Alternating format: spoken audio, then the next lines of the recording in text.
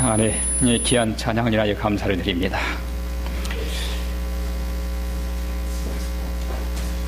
어떤 아버지가요, 어린 아들에게 기도하는 법을 가르쳐주기 위해서 교회를 찾았습니다. 아주 어린 아들이었습니다. 아들아, 우리 함께 무릎 꿇고 기도하자. 그러면서 이제 아버지가 이렇게 기도를 시작을 합니다. 하늘에 계시는 아버지, 이제 이 아버지가 이 아들에게 기도를 가르쳐주기 위해서 따라서 하라고 그랬습니다. 하늘에 계시는 아버지 그랬더니 이 아들이 하늘에 계신 할아버지 그러는 겁니다. 그래서 이 아버지가 아들아, 그렇게 기도하는 게 아니야. 자, 아빠가 하는 대로 따라서 해. 하늘에 계시는 아버지 그랬습니다.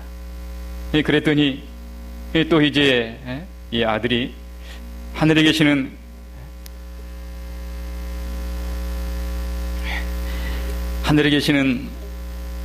아버지 또 그러는 겁니다. 아니, 하늘에 계시는 할아버지 또 그러는 겁니다.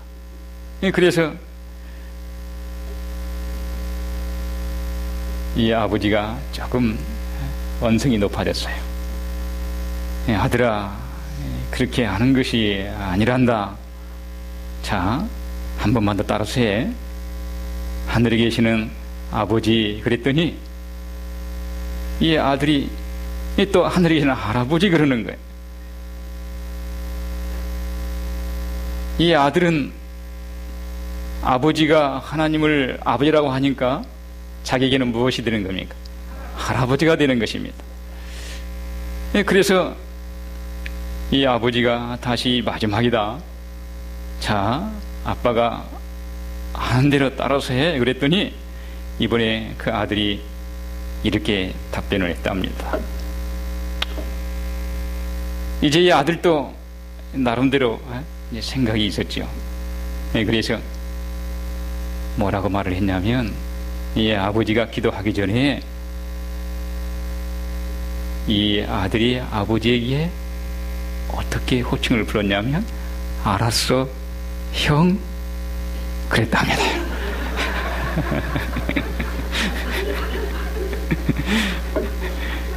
아버지에게 있어서 하나님이 할아버지면은 이 아버지는 이 아들하고 무슨 관계입니까?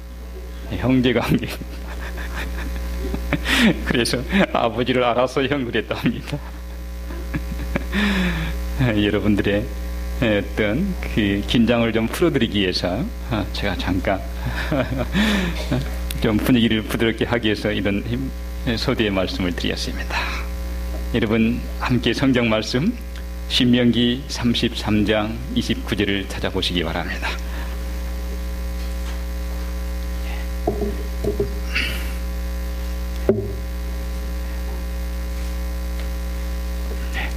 신명기 33장 29절 말씀입니다. 성경을 천천히 찾으셔도 괜찮습니다. 제가 기다려드리겠습니다. 신명기 33장 29절 말씀입니다.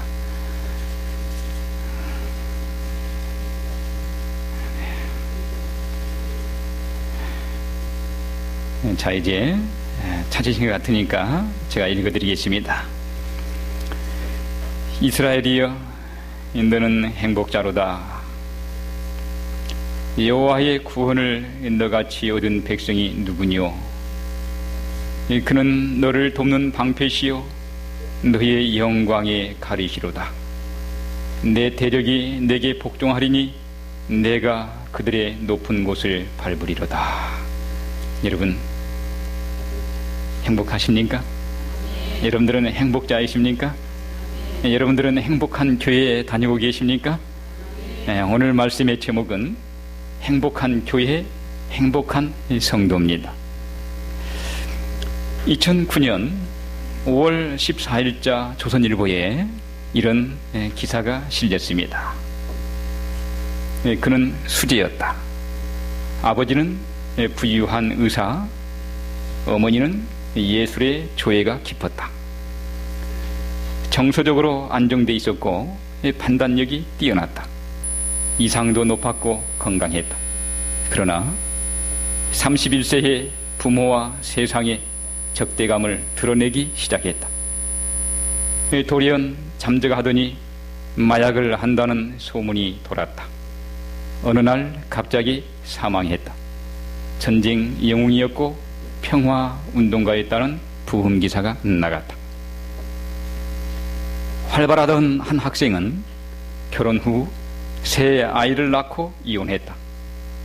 동성애 인권 운동가가 됐다. 삶에 더 남은 것이 없다며 술에 빠져 살다가 64세에 계단에서 떨어져 죽었다. 하버드의 졸업생들 이야기입니다. 출발은 멋졌지만 결과가 비참했습니다. 끝내주는 인생을 살 것 같았지만 불행한 종말을 맞이했습니다. 잘 사는 삶에 일정한 공식이 있을까라는 연구를 위해 하버드 대학의 2학년 남학생 268명을 1937년부터 72년간 그들의 인생 행적을 추적한 교수가 있었습니다. 그 사람은 하버드 의대 정신과 의사 조지 베일런트 교수였습니다. 268명 중에는 미국 제35대 존 F 케네디 대통령도 있었습니다. 그 교수가 내린 결론은 이러했습니다.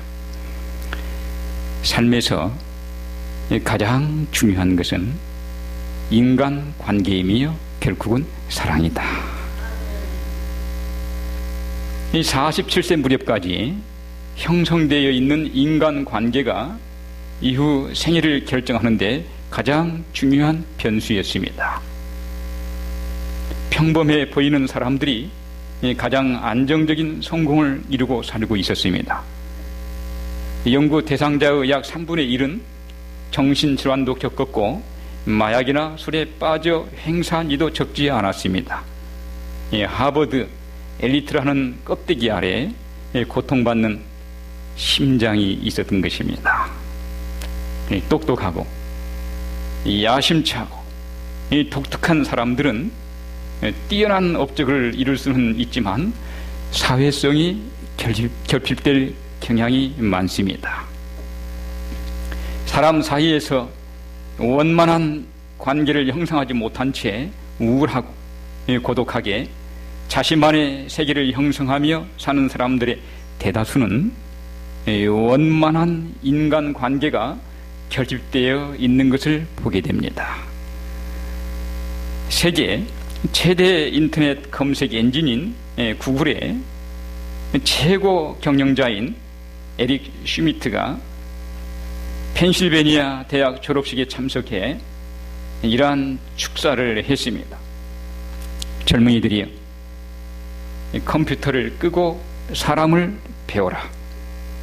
휴대폰도 꺼라. 주위의 인간적인 것들을 발견하라. 이 컴퓨터 속에, 휴대폰 속에 어떤 가상 현실 세계보다는 현실에서 직접적인 인간관계를 만드는 것이 더욱 중요하다는 그런 이야기였습니다. 이 적절한 사교성, 즉 원만한 대인관계가 얼마나 중요한지 증언부감 1권 4058쪽에서 이렇게 언급을 해주고 있습니다. 우리는 하나님의 자녀로서 행복을 위하여 서로 의존한다. 하나님과 인간의 요구가 우리 위에 놓여 있다. 우리 모두는 이 생에서 각자의 역할을 감당해야 한다. 우리가 형제들을 동정하고 다른 사람들을 축복하기 위한 우리의 활동에서 행복을 얻는 것은 우리의 사교적 본성을 적절히 개발함으로써이다. 하늘의 행복은 거룩한 존재들의 순결한 교제 속에 축복받은 천사들과의 또한 어린 양의 피로 그 두루마기를 빨아 희귀한 구속받은 자들과의 조화로운 교제의 생애 속에 존재할 것이다. 우리 자신의 이익에만 몰두되어 있을 때 우리는 행복할 수 없다. 하늘의 행복은 금도성 예루살렘에서 그 생명과회를 따먹으며 생명수를 마시며 정금거리를 걷는 데에만 있지 않고 거룩한 존재들의 순결한 교제 속에 축복받은 천사들과의 또한 어린 양의 피로 그 두루마기를 빨아 희귀한 구속받은 자들과의 조화로운 교제의 생애 속에 존재한답니다. 여러분, 그렇다면 하늘나라의 행복 역시 무엇입니까? 역시 관계입니다. 관계. 타락하지 않은 하늘 거민들과 축복받은 천사들과 구속받은 성도들과의 조화로운 교제 속에 기쁨과 즐거움이 있는 것입니다. 여러분, 이 아름다운 조화로운 관계 속에서 평화롭게 살아가는 아름다운 장면이 이사야서에 묘사되어 있습니다. 이사야서 11장 6절로 9절 말씀에 보면 너무나도 평화롭고 아름다운 장면이 그려져 있습니다. 이렇게 시작됩니다. 그때에 이리가 어린 양과 함께 거하며 표범이 어린 염소와 함께 누우며 송아지와 어린 사자와 살찐 짐승이 함께 있어 어린 아이에게 끌리며 암소와 곰이 함께 먹으며 그것들의 새끼가 함께 엎드리며 사자가 소처럼 풀을 먹을 것이며 젖 먹는 아이가 독사의 구멍에서 장난하며 젖된 어린아이가 독사의 굴에 손을 넣을 것이라. 나의 거룩한 산 모든 곳에서 해됨도 없고 상함도 없을 것이니 이는 물이 바다를 덮음같이 여호와를 아는 지식이 세상에 충만할 것임이니라. 이리가 어린 양과 함께 거합니다. 표범이 어린 염소와 함께 눕습니다. 송아지와 어린 사자와 살찐 짐승이 함께 있어 어린 아이에게 이끌립니다. 암소와 곰이 함께 먹으며 그것들의 새끼가 함께 엎드립니다. 젖 먹는 어린 아이가 독사의 구멍에서 젖된 어린 아이가 독사의 굴에 손을 넣고 장난질하는 것입니다. 얼마나 평화롭고 조화롭고 아름다운 장면입니까? 부조와 선지자 90페이지에는 이렇게 이야기를 해주고 있습니다. 아담과 그의 반려자가 하나님께 성실하게 일하는 동안 그들은 지상을 통치하기로 되어 있었다. 그들에게 모든 생물을 다스릴 제한 없는 통치권이 부여되었다. 사자와 어린 양이 그들 주위에서 서로 장난하거나 그들의 발 아래 함께 누웠다. 새들이 기뻐하며 두려움이 없이 그들의 주위에 헐헐 날아다녔고 새들의 즐거운 노래는 창조주를 찬양하였으며 아담과 하와도 새들과 합하여 아버지와 아들께 감사를 드렸다. 조화로운 관계는 함께 할 때 이루어집니다.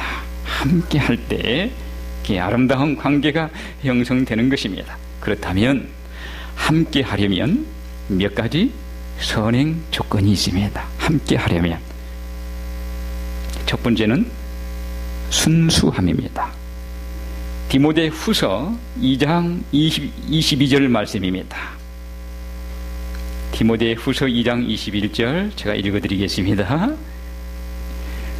또한 내가 청년의 정욕을 피하고 주를 깨끗한 마음으로 부르는 자들과 함께 의와 믿음과 사랑과 화평을 쫓으라 그랬습니다. 주를 깨끗한 마음으로 부르는 자들과, 이게 깨끗한이라는 말은 순결한이라는 그런 의미가 포함되어 있습니다. 여러분, 함께 하려면 마음이 순수하고 깨끗해야 합니다. 동기가 순수하지 못하면 함께 할 수 없습니다.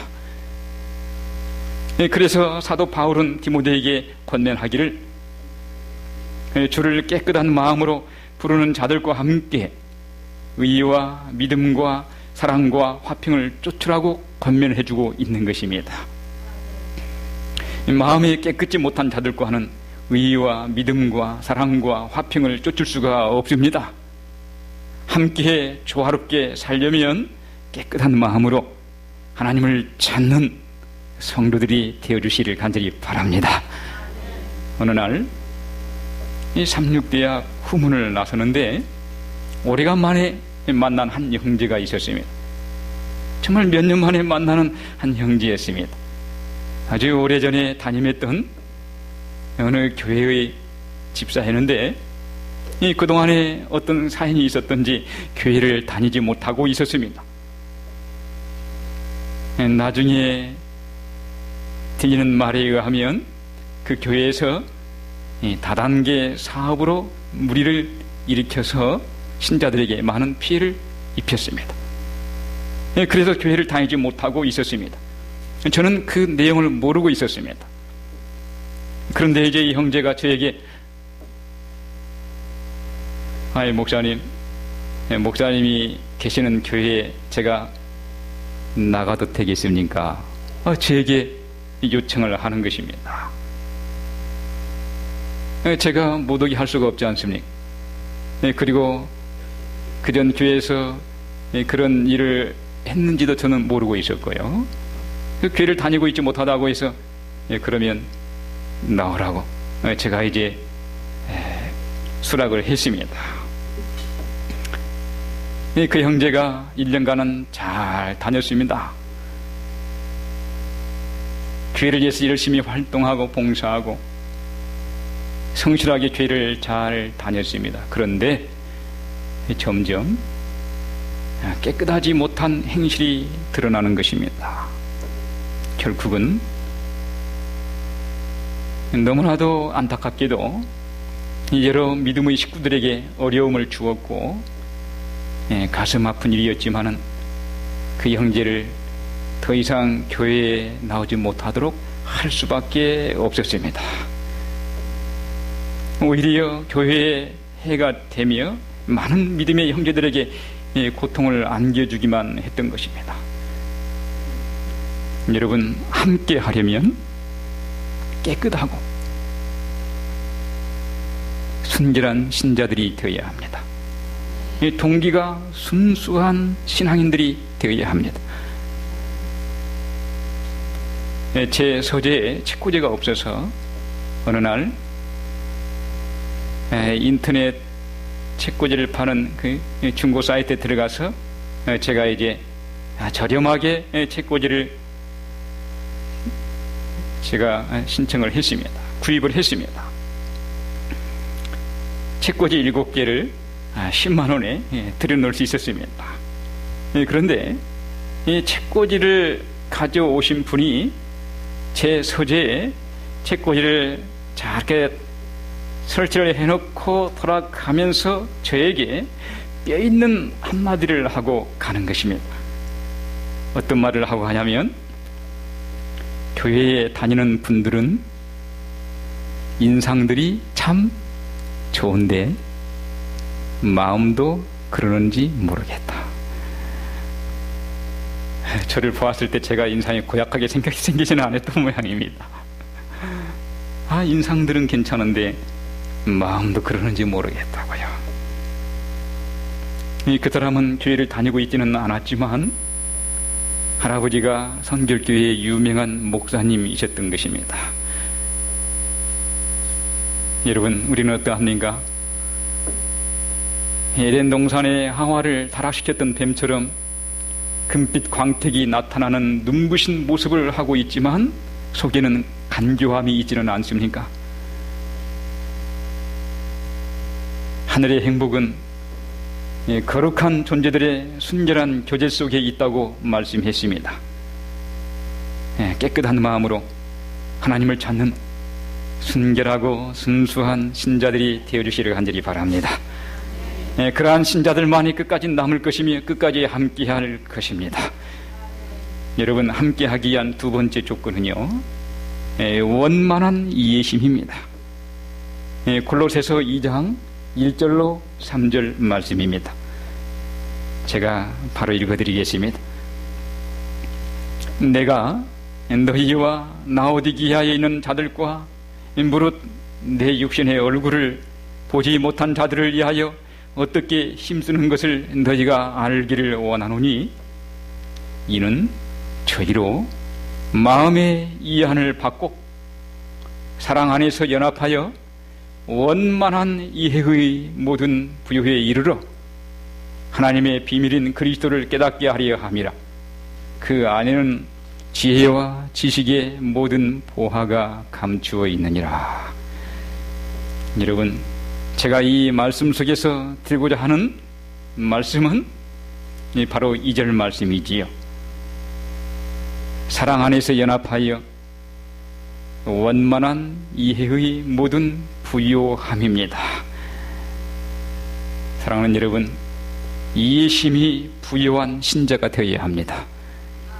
이 구절을 표준 새 번역은 이렇게 이해시켜 말을 해주고 있습니다.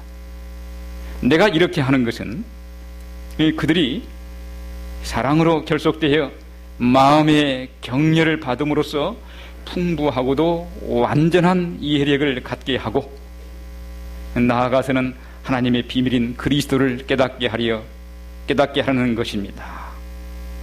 원만한 이해의 모든 부요는 풍부하고도 완전한 이해력입니다. 사랑으로 결속되어 마음의 격려를 받음으로써 풍부하고도 완전한 이해력을 갖게 된다면 함께 하지 못할 일이 없는 것입니다. 그러므로 사랑으로 연합하여 원만한 모든 부요에 이르는 신자들이 되시기를 간절히 바랍니다. 풍부하고도 완전한 이해심을 갖게 되시기를 간절히 바랍니다.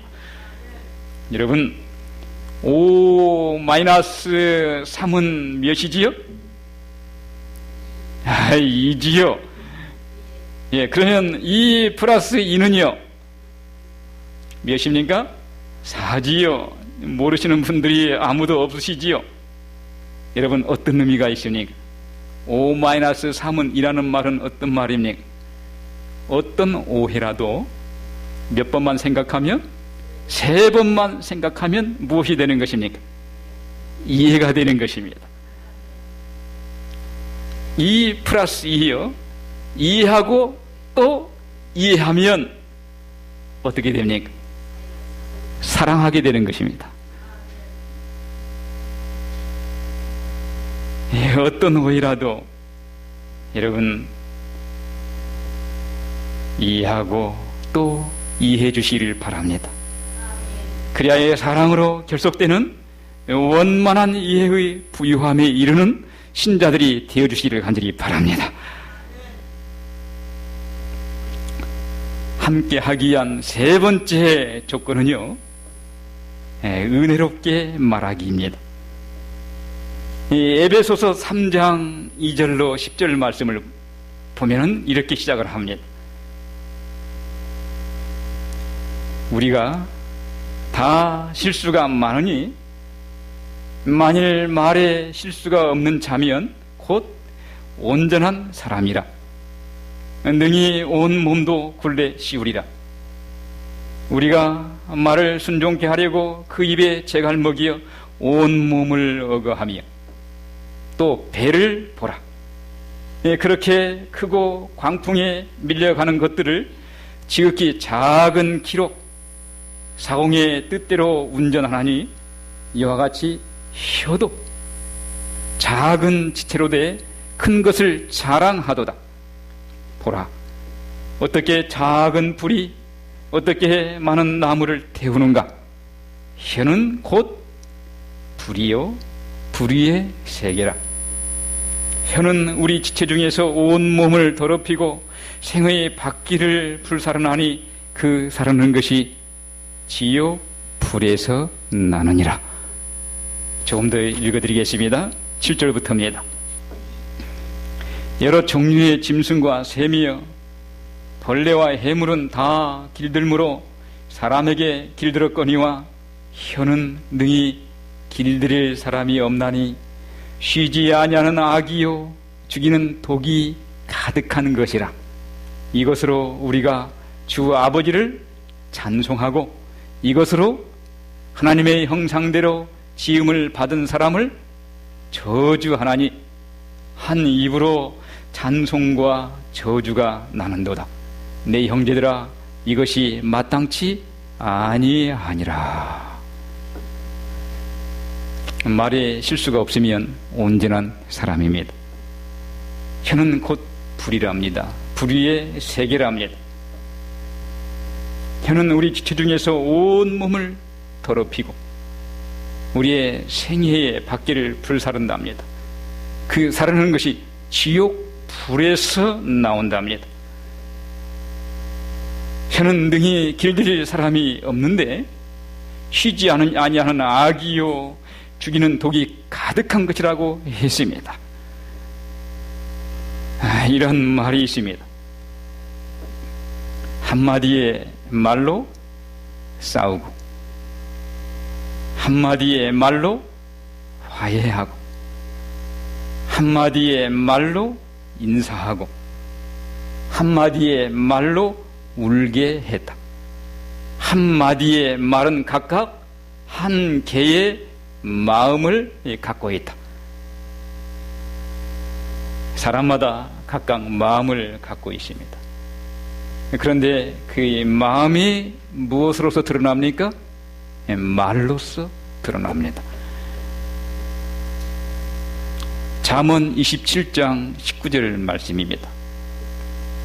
물에 비추이면 얼굴이 서로 같은 것 같이 사람의 마음도 서로 비치느니라.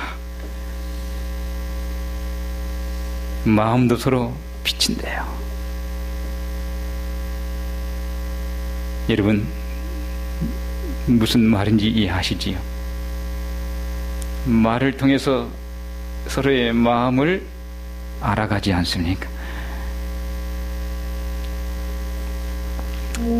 박상길이라는 나이 지긋한 사람이 장터에서 푸주간을 운영하고 있었습니다. 하루는 양반 두 사람이 고기를 사러 왔습니다. 먼저 온 양반이 거드름을 잔뜩 피우면서 이렇게 말을 했습니다. 이놈 상길아, 이 고기 한근다오. 아, 네, 그러지요. 박상길은 솜씨 좋게 고기를 잘라주었습니다. 곧이어 들어온 또 다른 양반은 상대방이 비록 천한 신분이긴 했지만 나이가 지긋하니 함부로 하기가 거북이 했습니다. 그래서 박서방 여기 고기 한 근 주시기에. 아, 네, 그러지요. 이 박상길이 기분 좋게 대답하고는 선뜻 고기를 잘라주는데 먼저 고기를 산 양반이 가만히 보니 자기가 받은 고기보다 갑절은 되어 보이는 것입니다. 이 화가 나는 그 양반이 소리를 지르며 따집니다. 이놈아, 같은 한 근인데 어째서 이 사람 것은 크고 내 것은 이것밖에 안 되느냐?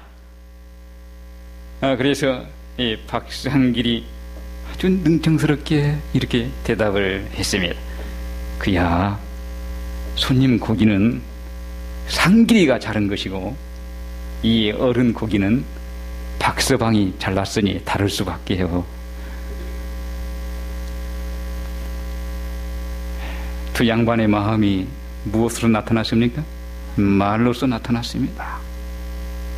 똑같이 고기 한 근을 샀는데도 상길이를 박서방이라고 부른 양반은 같은 돈으로 갑절이나 받을 수가 있었습니다.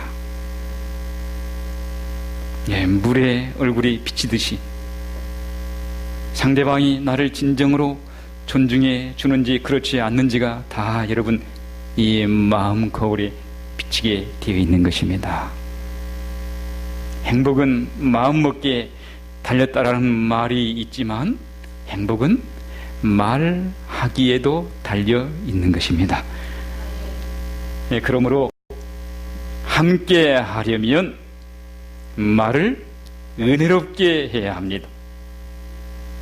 형제를 죽이는 독이 가득한 말이 아니라 형제를 살리는 은혜가 가득한 말을 하시기를 간절히 바랍니다. 형제를 죽이는 혀가 아니라 형제를 살리는 은혜 가득한 혀를 소유하게 되시를 간절히 바랍니다. 증언부감 1권 208쪽에 있는 말씀입니다. 생애의 행복의 절정을 이루는 것은 작은 친절, 다수의 작은 일들, 생활의 단순한 예절들이며 생애의 불행의 절정을 조장하는 것들은 친절하고 용기를 주는 사랑의 말을 소홀히 하는 것과 생활의 작은 예절의 결핍이다. 여러분, 이 말씀 식탁 위에다가 붙여놓고 매일 보시기를 바랍니다. 여러분 한번 따라서 해보실래요? 생애의 행복의 절정을 이루는 것은 작은 친절, 다수의 작은 일들, 생활의 단순한 예절들이며 생애의 불행의 절정을 조장하는 것들은 친절하고 용기를 주는 사랑의 말을 소홀히 하는 것과 생활의 작은 예절의 결핍이다.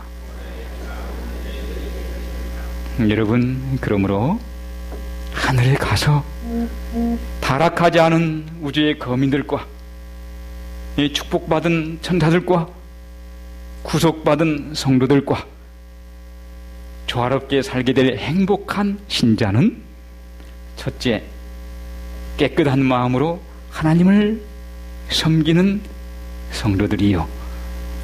둘째, 원만한 이해심에 이르는 마음이 부요한 신자들이요. 셋째, 형제를 죽이는 독한 혀가 아니라 형제를 살리는 은혜로운 혀를 가진 성도들입니다. 여러분, 이러한 성도들이 있는 교회에 있고 싶지 않습니까? 이러한 교회를 만드는 그러한 성도들이 되고 싶지 않습니까? 그러한 교회, 그러한 성도들이 되어주시기를 간절히 바랍니다. 이러한 교회는 천사들이 방문하기를 기뻐하는 교회입니다. 예수님이 행복해 하시는 교회입니다. 그리고 성도들끼리 서로 행복해지는 교회입니다. 사랑하는 여러분, 이러한 행복한 교회를 갖고는 행복한 성도들이 되어주시기를 간절히 바라면서 말씀을 마치겠습니다.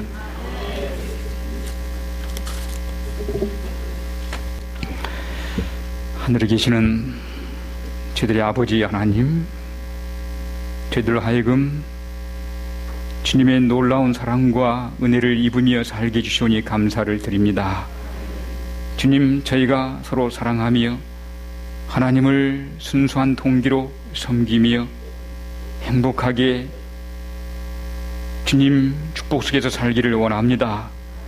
하늘에 가면 더 이상 다툼이 없고 시기심이 없고 질투심이 없고 미움이 없고 오해가 없는 그곳, 함께 조화를 이루며 주님 사랑 속에서 행복하게 살 수 있음에 대하여 감사를 드립니다.